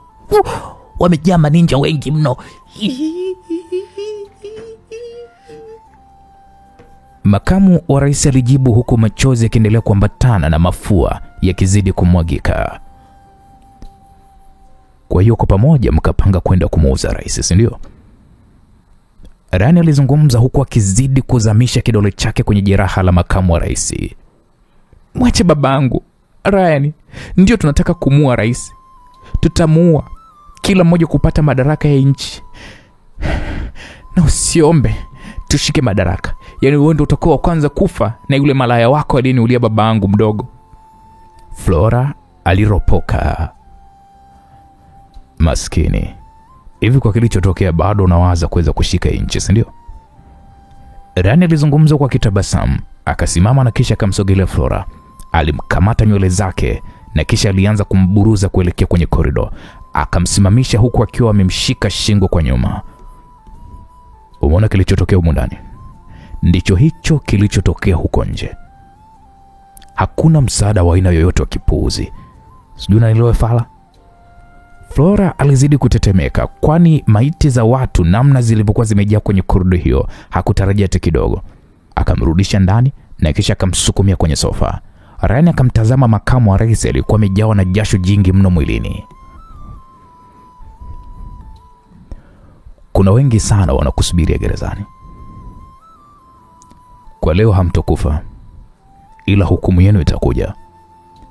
Litakuwa ni jambo zuri sana kuweza kuona makamu wa rais wa kwanza na binti yake wakihukumiwa kwenda jela kwa miaka kadhaa. Hapana, kwa uovu mlioweza kufanya kifungo cha maisha kinawahusu. Ryan, kweli unawaacha haya? Naam. Ryan alisikia sauti ya Naima kimuuliza kwenye earphone alizokuwa amezivaa masikioni mwake. Ryan akajibu, ndio. Hapana bwana, hawezi kuwa hai. Waue. Umerekodi kila kitu? Ndio. Basi ushahidi huo tuma kwenye vyombo vya ulinzi. Uwafikie wakuu wote na kisha nitawakabidhi kwenye vyombo vya usalama mimi mwenyewe. Ryan, unajua unahatarisha maisha yako. Kumbuka kwamba hili swala serikali haipaswi kuweza kujua ni wewe umehusika. Mpigie Monica na niunganishe naye. Sawa. Kumbe bado uko na huyo malaya wako anayetiwa na rais. tena anatua kwenye kitanda chako nyumbani kwako. We ni mpumbavu sana we Ryan. Tunajifanya unawasiliana na Monica. Monica analiwa mzigo na rais. Makamu wa rais alizungumza kwa kejeli. Ryan akachomoa kile kisu kidogo cha kukunja, akamsogelea makamu wa rais. Alimshika kichwa chake na kugandamiza kwenye sofa, na taratibu akaanza kumchora kwa kutumia kisu hiko shavuni mwake na kumfanya apige kelele za maumivu makali mno. Vipi? Nimekuchora vizuri, umependeza. Ryan naye alizungumza kwa kejeli. Alikuwa amemchora herufi ya R shavuni mwake. Makamu wa rais alipata maumivu makali mno. Nadhani kila utakapokuwa unajitazama kwenye kioo utakuwa unanikumbuka. Ryan, na kuunganisha na Monica. Okay, sawa. Baada ya dakika chache kweli Monica alisikika akisema, nipe ripoti Kaito. Kazi mlionituma nimeweza kuiwakilisha na nina ushahidi wa sauti. Mengine ni waachie nyinyi wenyewe sasa. Nipo nje na timu yangu, tunakuja Ikulu baada ya dakika kama 10 hivi. Tutawakuta hapo. Kutoka Dodoma hadi Dar dakika 10 au? Sijakuelewa. Nimekuja na ndege, hivyo nipo kwenye gari. Okay, vizuri. Ryan alivaa maski yake ya kininja. Wewe mpuuzi wewe. Unahisi mimi nitadumu gerezani? Siwezi kukaa gerezani siku hata moja mimi wewe. Na mimi nasubiri hiyo siku ambayo utatoka gerezani. Haki ya Mungu, ndio itakuwa siku yangu moja nzuri sana kwangu, kwa maana ya kwamba nitakuwa vile nitakavyo mimi. Sasa hivi nina heshima kidogo na hii serikali iliyokupa haya madaraka ya kijinga sana. Ila siku ukitoroka gerezani utajua nini ambacho nakimaanisha. Hadi askari wasiokuwa na cheo watakuwa wanakutafuta, na zile familia ambazo mmewapelekea msiba kwa kuwaulia wapendwa wao nao pia watakuwa wanakusaka. Hebu vuta picha vile utakavyoumbuka. Kwa ushauri wangu, ukienda gerezani wala usiwaze kutoka, maana ukitoka kitakachokupata ni zaidi ya hiki ambacho umekipata leo. Na mbaya zaidi ni kwamba binti yako huyu mrembo anakwenda jela akiwa bado mbichi sana. Flora, unajisikiaje kwenda jela ukiwa na miaka ya ujana? Ryan aliwahoji huku akijifanya ni mwandishi wa habari kwa kuwawekea visu karibu na midomo yao. Visu ndio vilikuwa ni kama maiki hivi. Flora akamtazama kwa jicho kali na la hasira Ryan, akacha msonyo mkali kweli kweli. Usipotua sasa tutakuwa. Wao, kumbe hivi nyinyi mnaamini mimi nitakufa? Nasubiria sana hiyo siku ambayo mnataka kuniua. Rani alizungumza huku akipiga hatua hadi dirishani. Aliona gari takriban 30 zinazofanana na za wanausalama wa shirika la X zikizunguka Ikulu. Akaona wakishuka pale wakiwa wamevalia mavazi meusi na majaketi ya kuzuia risasi. Monica akatoa ishara pale ya vijana wake hao kuzunguka Ikulu, huku wengine wakiingilia geti la mbele. Monica akatazama maiti za makomando waliokuwa wameuawa. Alianza kutembea kufuatilia timu ya vijana wake waliokuwa wameingia geti la mbele. Kila walichokiona, kila mmoja alishangaa, kwani walinzi wote wa Ikulu walikuwa wameuawa vibaya mno kwa kukatwa viungo vya miili yao. Jambo hilo liliwafanya kuongeza umakini maradufu huku wakielekea ndani ya jengo la Ikulu. Wote walizidi kushangaa kwenye korido inayoelekea katika eneo la makazi ya makamu wa rais, kukiwa kumetapakaa damu za miili mingi mno, huku miili mingine ikiwa imekosa vichwa kabisa. Yaani unakuta maiti ikiwa na kiwiliwili, kichwa hakipo. Monica katazama mlango wa kuingilia kwenye makazi ya makamu wa rais ukiwa umeng'olewa kabisa mlangoni, yani mlango hakuna. Vijana wake wakatangulia kuingia, kila mmoja alibaki akiwa amejawa na mshangao mara baada ya kumkuta makamu wa rais, binti yake wa kike wakiwa wamevuliwa nguo zote, huku wakiwa wamebongoleshwa pale kwenye viti, wamefungwa kamba, na kwenye makalio yao walikuwa wameandikwa kwa makapeni nyekundu kwa maandishi makubwa ya kwamba sisi ni wauaji, tunapaswa kupewa hukumu.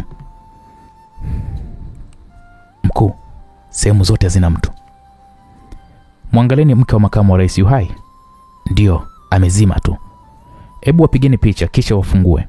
Wapigwe pingu na kisha tunaondoka nao. Monica alizungumza huku akirudisha bastola yake kiunoni mwake, kwani kuendelea kuishika anaweza kushawishika na akamua makamu wa rais, kwani hasira aliyokuwa nayo si ya kitoto. Monica akamtumia picha rais namna walivyokuwa wamekutwa makamu wa rais pamoja na binti yake. Haikupita sekunde, rais akapiga simu. Ndo amewekwa hivyo. Rais alizungumza kwa kicheko kwa furaha. Monica akasema ndio mkuu. Aise, wapelekwe wakahojiwe. Kesho wapandishwe mahakamani. Asomewe mashtaka na afungwe kabisa. Hiyo ndo zawadi yake pekee ninayoweza kuwapa Watanzania, hususan wafio waliopoteza ndugu zao leo. Na kama Ryan yuko hapo, tafadhali mpatie simu nizungumze naye. Nimpe pongezi kwa kazi nzuri aliyoifanya leo. Ryan hatujamkuta. Monica alizungumza huku akimtazama makamu wa rais akiwa anavalishwa nguo.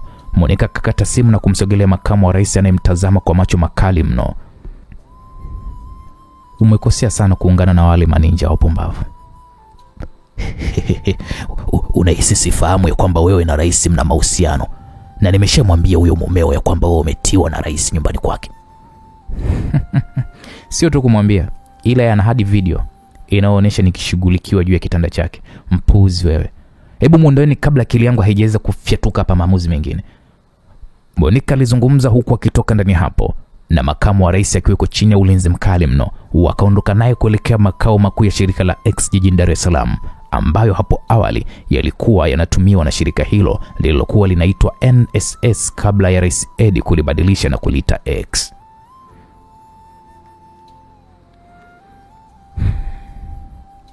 Hongera sana Ryan. Naam, alikuwa ni Naima. Alizungumza huku akimkumbatia Ryan, na hii ni mara baada ya kurudi kwenye nyumba yao ya maficho. Sio wakati wa kuweza kushangilia. Vita ndo kwanza imeanza. Unamaanisha nini?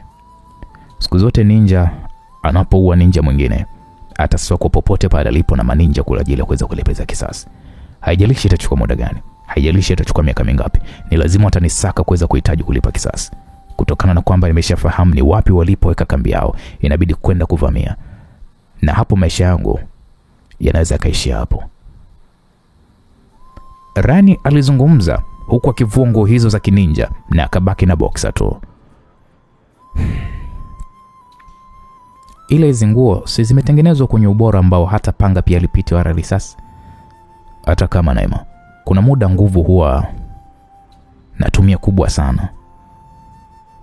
Kwa hiyo nguvu itaisha tu, na ikiisha hapo inaweza kuwa rahisi kwa adui kuweza kunikamata ama kunimaliza, kwa maana nakuwa sina uwezo mkubwa sana kwenye kupigana. Ngoja kwanza Ryan, ina maana unataka kuniambia nguvu waga zinakuishiaga? Yeah. Unaweza kupambana kwa muda gani? Ryan akamtazama Naima machoni mwake, na kisha akaelekea bafuni pasipo kulijibu hilo swali. Akajifungia bafuni na kufungulia maji ya bomba la mvua, huku akikumbuka baadhi ya mafunzo aliyokuwa anapewa alipokuwa nchini Japan, pamoja na mafunzo ya siri aliyokuwa anapewa na bibi yake ambaye alikuwa ni ninja mkuu na mkongwe. Alikumbuka aliwahi kuambiwa ya kwamba hii staili hakuna mtu yote duniani anayeweza kujua au kuifanya. Hii staili alinirithisha baba yangu, na nimekurithisha wewe, uitumie utakapokuwa umeishiwa mbinu zote. Ukiitumia hii utamwangamiza adui kwa haraka, ila na wewe utaishiwa nguvu zote na utalegea na kuanguka chini. Maneno ya bibi huyo yaliendelea kujirudia akilini mwa Ryan. Staili hizi ziko mawinguni. Bibi, mawinguni kivipi? Siri za staili hizi ninazokufundisha zipo, zimehifadhiwa mawinguni na miungu yetu ya kininja. Unapokuwa unapambana na maadui zako ukatumia hizi staili, watashuka na kujaa ndani yako. Najua unahisi ni jambo la ajabu, ila utakuwa na nguvu kubwa mno, nguvu ya kushambulia hata watu 1000 kwa upanga wako tu. Utakuwa na kasi ya ajabu isiyokuwa ya kawaida. Utakuwa na macho tofauti na binadamu. Utaingiwa na roho ya mauaji, na hadi uone damu nyingi ndipo roho yako itaondoka. Kwa nini bibi umenichagua mimi kunipa hizo nguvu? Kwa sababu upanga wako uutumie kwa kutetea wasiokuwa na nguvu. Usimuone mtu asiyekuwa na hatia. Utumie upanga wako kupambana na walio hatari. Je, mtu akihitaji kuniua au kunimaliza nguvu zangu inakuwaje? Sitoweza kukuambia hiyo siri. Kwa nini bibi? Kwa sababu utaizungumza kwa mtu unayemwamini, na itakuwa ni kosa kubwa. Miungu yetu ya Sumarai itachukizwa na kitendo hicho na itakuhukumu kukupokonya nguvu zao zote. Utabaki kuwa ninja, ila kama maninja ya kawaida tu, hutakuwa na nguvu za kimiujiza. Sawa bibi, na je ninaweza kupambana na kwa muda gani nikiwa katika kasi na nguvu? Ni dakika 45 tu. Sikizidi sana ni dakika 65. Zaidi hapo hutoweza kuwa kwenye ubora wako. Njia pekee ni kuhakikisha unapotea kwenye eneo la mapambano. Na imani nimekufundisha yale maneno yatakayokusaidia kupotea kimeujiza. Ndiyo bibi. Hapo Ryan akashtuka kutoka kwenye dimbwi zito la mawazo, na hii ni mara baada ya kusikia mlango kigongwa kwa nguvu na Naima ambaye alikuwa anaonekana anataka kumjulisha kitu cha haraka ambacho kwa hisia zake anaamini ya kwamba sio kitu kizuri. Ryan akajifunga pale taulo haraka haraka na kisha akafungua mlango. Ryan, njoo. Naima alizungumza huku akikimbia kwa kasi mno. Ilimbidi Ryan kumfuata kwa nyuma hadi wakafika katika eneo lake analofanyia kazi, huku kukiwa kuna vioo vinne vikubwa vya TV zenye ukubwa wa inchi 65 alizokuwa ameziunganisha na kompyuta yake. Ryan alijikuta akishusha pumzi huku akitazama gari za wanausalama wa shirika la X zikiwa pale zimezingirwa katika flyover ya Ubungo, huku kukiwa kuna mapigano makali ya watu ambao kwa pande mmoja wanaonekana wapo kwa kazi moja tu ya kumkomboa makamu wa rais. Mungu wangu. Ryan alizungumza kwa mshangao huku akitazama jinsi bomu aina ya RPG likilipua gari moja ambalo lipo karibu na gari lilokuwa amejificha Monica anayeonekana kufanya kazi yake kiufasaha ya kuhakikisha kwamba makamu wa rais na binti yake hawaelekei sehemu yoyote. Msikilizaji, kwa upande wa pili, mkuu, ikulu imevamiwa. Alikuwa ni kijana wa Mzee Faya. Alizungumza huku kijana wake huyo mwenye utaalamu mkubwa wa masuala ya IT akionyesha rekodi za CCTV zinazoonesha makomando wasiojulikana ni wapi wanapotokea wakishambuliwa vikali mno na maninja wake. Kazi nzuri sana. Mzee Faya alizungumza huku akiwa na tabasamu, kwani makomando hao wameuawa kabla hata hawajafika ikulu. Kwa timu inayomlinda makamu wa rais, hakuna anayeweza kuigusa. Awe komando awe ni nani, hakuna anayeweza kuigusa. Mzee Faya alizidi kujitapa kwa furaha. Hazikuisha dakika 2 wakajikuta pale wakiwa wamejawa na mshangao, na hii ni mara baada ya kumwona ninja mmoja akiwa anapanda ukuta kwa kasi kweli kweli kwenye hilo gorofa la ikulu na kisha kazama ndani. Ni nani yule? Mzee Faya aliuliza kwa mshangao. Sijajua mkuu. Hebu mtafute haraka haraka niweze kumjua ni nani. Mzee Faya alimwamrisha kijana wake huyo huku macho yakiwa yamemtoka. Mkuu, huyu hapa kwenye korido amekutana na Harito. Kwa Harito hapo lazima afe tu. Namwaminia Harito, hawezi kuniangusha. Mzee Faya alizungumza huku akiweka 4 kwenye kiti chake cha kuzunguka alichokuwa amekikalia. Walianza kutazama mapambano hayo huku Harito akionekana kupiga mapigo makali kwa ninja huyo. Pigo lilomwangusha ninja huyo likamfanya Mzee Faya tabasamu. Nilisema Kabla hajamaliza sentensi yake, Mzee Faya macho yalimtoka kwa mshangao huku akishuhudia kichwa cha kijana wake huyo Harito anayemwamini kwa uwezo wake wa kupambana wa hali ya juu kikiwa kinaelea hewani kuelekea chini, huku mwili wa kijana wake huyo ukianguka chini huku damu zikimwagika. Ukimya ukatawala ndani ya ofisi ya Mzee Faya huku akiwa haamini kile alichokuwa nakiona. Miungu ya samurai. Mzee Faya alijikuta akizungumza mwenyewe huku akishangaa macho ya ninja huyo jinsi alivyokuwa anang'aa kama ya paka. Ebu waambie wengine waelekee kwenye makazi ya makamu wa rais, wasifurahie ushindi. Kijana huyo akatoa taarifa kwa wenzake ambao wapo nje. Haukupita muda wakawaona kwenye korido hiyo. Kila kinachotokea Mzee Faya alikuwa anatamani kiwe ni ndoto ambayo itafikia hatua ataamka na kukuta anachokishuhudia sio kweli. Kwa jinsi vijana wake walivyouawa hapa kuwa na mtetezi. Haikuishia hapo, hadi vijana wake walipo nje ikulu wote wakauawa. Tena sio kuuawa kirahisi, ila walikuwa wameuawa kikatili mno. Mzee Faya alikunja ngumi kwa hasira huku mapigo ya moyo wake yakimwenda kasi vibaya mno hadi alianza kujihisi kizunguzungu. Mkuu, kwa vizuri kweli? Hakujibu chochote zaidi ya kufungua shelf yake ya siri na akatoa kichupa chenye vidonge, akameza vidonge viwili pasipo kutumia maji.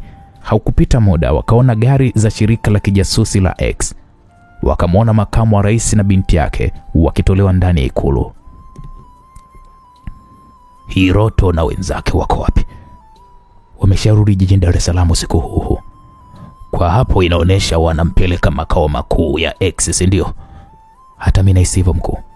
Hebu mpigie Hirisho. Kijana huyo alipiga simu. Ni mimi naongea. Ndio mkuu. Karata yetu ipo mikononi mwa majasusi wa X. Naamini wanaelekea makao makuu ya X hapa Dar es Salaam. Ngoja kwanza. Maana shambulizi tulilolifanya Dodoma halijawatosha Nisikilize Hirisho. Tuna tatizo moja kubwa sana ambalo tunapaswa kuweza kulishughulikia mara baada kukusanya nguvu zetu. Tatizo gani mkuu? Hirito na timu yake yote wameuawa. Mkuu, hapana. Hirito naimjua mimi, hawezi kufa mkuu. Kuna ninja mwingine naamini ndio yule aliyewaua wenzenu hotelini, na ndiye aliyewaua wenzenu wengine Muhimbili, na ndio huyu aliyemuua Hirito na wenzake wote Ikulu nzima. Ikulu nzima? Ndio, ana nguvu za ziada. Nguvu gani ambazo sisi hatuna mkuu? Ana miungu ya samurai na nguvu zake zinatoka moja kwa moja mawinguni. Hivyo hata iwe vipi hatuwezi kupambana naye, na ana kasi mara 10 ya nyinyi. Utatumiwa kipande cha video cha jinsi wenzenu walivyouawa sasa hivi. Hii vita tunamhitaji makamu wa rais, kwa maana bado tuna kazi naye, na hakikisheni hasira zenu mnawamaliza hao X. Nadhani mnanielewa. Ndio mkuu. Wanaelekea wapi? Kama watakwenda makao makuu yao, ni lazima watapita kwenye flyover ya Ubungo wakitokea Mwenge. Hivyo hakikisheni mnawategea hapo, na mhitaji makamu wa rais na binti yake wakiwa wako hai. Hatulazi damu, na tukiwapata waondoeni nchini usiku huu. Sawa mkuu. Sitaki makosa kwenye hili. Hakuna makosa mkuu. Mzee Faya alikata simu huku macho yakiwa yametawaliwa na wekundu utokanao na hasira. Hirisho akafungua video iliyokuwa imetumiwa. Alitazama mapigano ya muda mfupi ya rafiki yake kipenzi Hirito akiuawa. Machozi yalianza kumwagika kwa hasira, kwani rafiki yake huyo walilelewa na Mzee Faya toka walipokuwa watoto wa miaka 4, kwani aliwaokota mtaani wakiwa hawana pa kwenda wala pa kulala. Hivyo kuishi kwao walikuwa wanategemea kuibia watu ili kuendelea kuishi mtaani. Nitakuwa, haki ya Mungu, nitakuwa. Hirisho alizungumza kwa hasira na akapiga kwa nguvu dashboard ya gari. Hirisho akaamrisha pale msafara kusimamishwa wa magari 6 aina Range Rover Sport. Wakasimama, wakashuka wote kwenye magari, wakamzunguka Hirisho ambaye ndiye kiongozi wao. Akasema, sikilizeni. Tuna kazi nyingine kwenda kuifanya. Huyu ni mwenzetu ameuawa kikatili namna hii. Twendeni tukawape vita ambayo hawatokaa kuisahau kwenye maisha yao. Hirisho alizungumza huku akiwaonyesha video hiyo ya Hirito. Kutokana na kwamba walikuwa wamekamilika kwa silaha zao, wakaanza safari kuelekea katika flyover Ubungo, na wakajificha pale wakisubiria msafara wa majasusi wa shirika la X kufika eneo hilo, huku kila hatua yao na usalama hao wa X walikuwa wakitaarifiwa ni wapi walipokuwa wamefikia, kwani kijana wa Mzee Faya yuko vizuri sana kwenye masuala ya kudukua kamera za barabarani. Mimi ndo ningekuwa wewe, ningeomba sana Ryan niue. Monica alizungumza huku akiwa amekaa siti ya mbele pembeni ya dereva wake, huku siti ya nyuma akiwa amekaa makamu wa rais na binti yake wakiwa wamefungwa pingu mikononi mwao, huku kwenye miguu wakiwa wamefungwa pale cheni. Monica alitoa simu yake mfukoni na kutazama picha za jinsi walivyomkuta makamu wa rais na binti yake walivyokuwa wameinamishwa kwenye viti. Ira Ryan ni mshenzi sana jamani. Kwa ameona ya kwamba makalio yako wewe mzee ndo ayaandike eti. Na kwa jinsi alivyokuwa makubwa ya makalio yako, haja kupiga kweli vibao wewe. Mwache babangu we malaya wewe mkubwa wewe. Flora alizungumza huku akiwa amejawa na hasira kali mno juu ya Monica. Monica kacheka. Kumbe nawe upo. Ila rafiki yangu, shukuru Mungu umepata makalio makubwa kama mamako. Ila ungeris makalio baba yako yenye vinyweleo, aise, ungetisha. We binti nitakuwa. Hivi bado una ndoto ya kusema kwamba utaniua mzee kweli? Wakati wako wa kuishi, haki ya Mungu, huko mbali. Nitakuwa kwa mikono yangu mimi mwenyewe. Thubutu, Ulishindwa kumua Ryan kwenye chumba cha gesi ndio uje uniwe mimi? Halafu unajua ni kolo tu. Huna cha kunifanya chochote, fala mmoja wewe. Monica alizungumza kwa kujiamini na kwa hasira kali. Maneno yake yote ya uchokozi ni kuhakikisha kwamba kila anachokifanya ni kuzidi kujua mambo ya siri ambayo makamu wa rais na binti yake watayaropoka. Ghafla dereva alifunga brake huku akigonga gari la mbele na kusababisha pale gari nyingine ya nyuma kugongana pia. Zilikuwa ni gari ambazo zinatembea kwa spidi moja, kwa hiyo zikaja zikagongana. Monica kauliza nini sasa?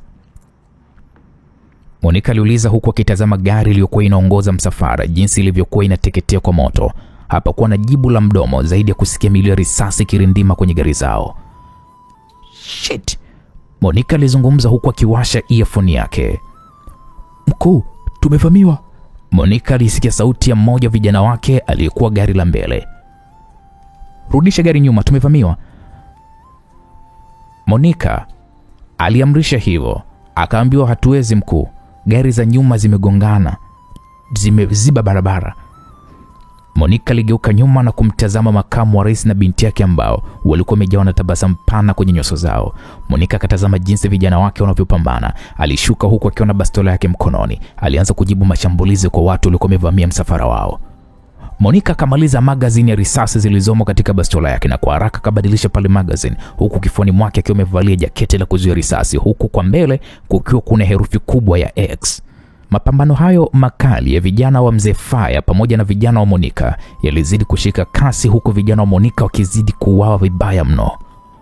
Mkuu, RPG.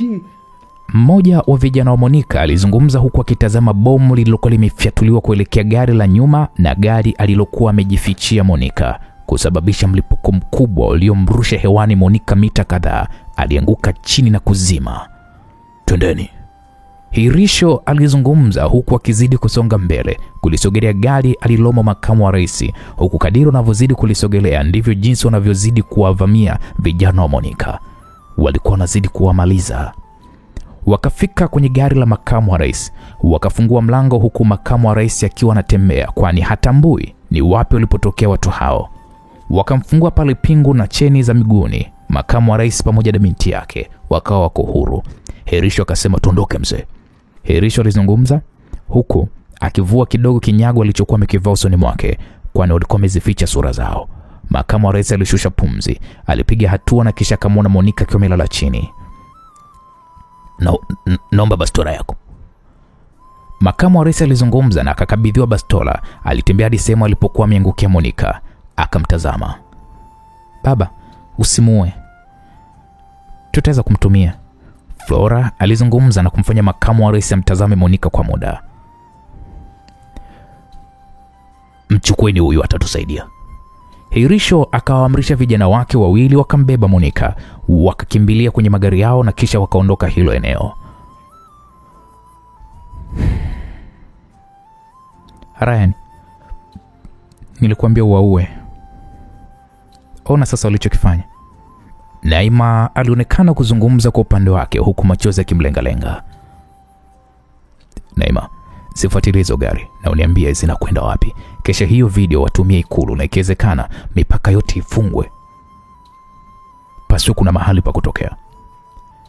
Ryan alizungumza huku akielekea alipokuwa amezivua nguo zake za kininja, akazivaa tena. Hakuwa na muda wa kupoteza zaidi ya kuondoka, huku akiwa anafuatisha ramani ya gari hizi zinapoelekea kwa kupitia simu yake, kwani Naima alikuwa amemtumia ramani ya wapi gari hizo zinapoelekea. Sitoachao. Haki ya Mungu nitawaua washenzi nyinyi. Ryan alizungumza kimoyomoyo huku akizidi kuongeza mwendo wa kasi wa pikipiki yake. Naam. Upande wa pili, rais alionekana kuzungumza huku akiwa amejawa na furaha. Sasa nitakuwa na amani. Huyu mshenzi ameshapatikana. Mimi niwatakie usiku mwema vijana. Rais akasimama na kutoka kwenye kiti alichokuwa amekaa ndani ya situation room, chumba cha kuongezea operation. Akaongozana na walinzi wake hadi katika makazi yake na familia yake. Alimtazama mke wake aliyekuwa amelala kitandani na kisha akafungua friji ndogo iliyomo chumbani mwake. Akatazama vinywaji vilivyomo ndani ya friji hiyo. Akachukua vinywaji na kuongeza pale nguvu ili kutoa uchovu wa siku nzima. Akajibwaga kwenye sofa na kuanza kunywa huku akichukua remote ya TV. Alianza pale kuchagua ni movie gani atazame huku akisubiri ripoti ya kufikishwa kwa makamu wa rais katika ofisi nyingine za shirika la X. Ghafla mlango kagongwa.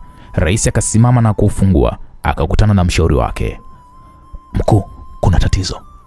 Rais kwa haraka akatoka chumbani kwake bila hata kusubiria kuelezwa ni tatizo gani. "Mkuu, msafara umevamiwa." "Unasemaje?" Rais alihisi kuchanganyikiwa. Wakaingia kwenye chumba cha kuongozea operation na video iliyokuwa amekutana nayo ni ya Monica akijitahidi kadiri uwezo wake kupambana na watu waliokuwa wamevamia msafara huo. "Niunganisheni na CDF." Rais alizungumza huku akitazama jinsi mashambulizi yakiendelea. Akapata kigugumizi mara baada ya kumwona Monica akirushwa na kuanguka chini mara baada ya shambulizi la bomu. Rais alijikuta akisimama huku akishika kichwa. "Mkuu, hii video imetumwa dakika 5 zilizopita ila tukio limeshatokea." Mtaalamu wa IT alizungumza na kumfanya rais kutazama bila kujibu chochote. Alimuona makamu wa rais akiwa anataka kummaliza Monica, ila hakusikia kitu ambacho Flora alizungumza, ila tu alishuhudia Monica akibebwa na kuingizwa kwenye moja ya gari na gari hizo zikaondoka hilo eneo. "Mkuu, CDF yuko hewani." "CDF nisikilize. Nahitaji jeshi la anga, jeshi la majini na ardhini lihakikisha linafanya msako mkali na hawa washenzi wote wapatikane wakiwa wako hai au wamekufa. Tunaelewana?" "Ndio mkuu, amri yako imepita." CDF alijibu kiukakamavu kweli na simu hiyo ikakatwa huku mheshimiwa rais akiwa amejawa na hofu kubwa mno, kwani mwanamke anayempenda yuko mikononi mwa rafiki yake ambaye amegeuka kuwa ni adui yake na ni adui wa taifa zima la Tanzania. No, hapana. Naima alizungumza na hii ni mara baada kuona gari hizi zikizama baharini. "We Naima, nini? Mbona sikuelewi?" "Sielewi." "Uelewi nini Naima?" "Si kwenye ramani yako unaona gari zinaelekea baharini na zote zimezima ndani ya maji." "Zimezima ndani ya maji?" Rani aliuliza huku akiona shangaa kweli. "Ndio. Zimezima baharini zote na sijui ni wapi zimeelekea." Kauli ya Naima ilimfanya Rani azidi kuongeza mwendo mpaka kafika eneo la mwisho kuonekana kwa gari hizo. Wingi wa maji baharini ulimfanya Rani kujikuta kishika kiuno asielewe. Imekuwaje gari hizo zikazama baharini na hakuna mwili hata wa binadamu mmoja unaoelea juu ya maji? Bwana, makamu wa rais na Flora wameokolewa. Mbaya zaidi ni kwamba Monica, mama wa mtoto wa Ryan na kipenzi cha rais, yani Monica katekwa nyara. Imekuwaje wakazama baharini? Nini kimetokea? Bwana, usikose kufuatilia hiki kigongo katika sehemu ya 13, mzigo wa kusisimua wa ICU Kill Me Chapter 5. Mimi naitwa Uncle J. Asante kwa time yako, tukutane kwenye sehemu ya 13. Bye bye.